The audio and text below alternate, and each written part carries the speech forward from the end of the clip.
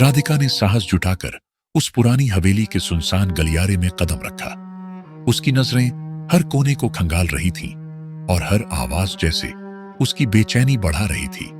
तभी एक हल्की सी आवाज, जैसे कोई धीमे स्वर में उसका नाम पुकार रहा हो, उसके कानों में गूंजी। उसके कदम ठिठक गए, लेकिन वह रुकने के बजाय आगे बढ़ने का निश्चय करती है। जैसे ही राधिका गलियारे में और आगे बढ़ी, उसे लगा कि हवेली के सन्नाटे में कोई छिपा हुआ है। दीवारों से आती धीमी फुसफुसाहटें उसे रोकने की कोशिश कर रही थीं। अचानक एक हल्की परछाई उसके दाईं ओर सरकती हुई दिखी। राधिका ने जल्दी से मुड़कर देखा, लेकिन वहां कुछ नहीं था। उसकी सांसें तेज हो गईं, लेकिन उसका हौसला नहीं डगमगाया।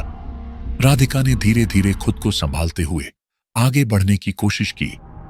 गलियारे के कोनों से आती धीमी धीमी परछाइयों को वह नजरअंदाज कर रही थी।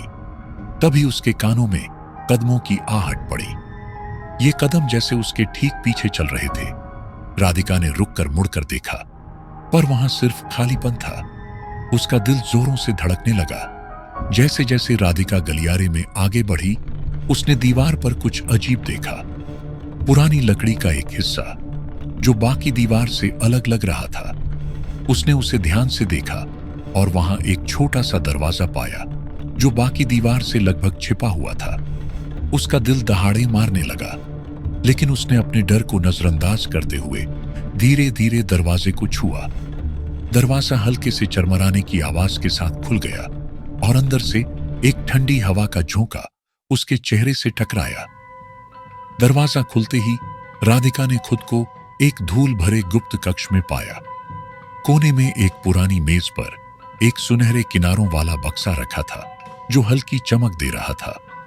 बक्से के पास एक पत्र पड़ा था जिस पर लिखा था, सत्य को स्वीकार करो, पर सच को उजागर मत करो।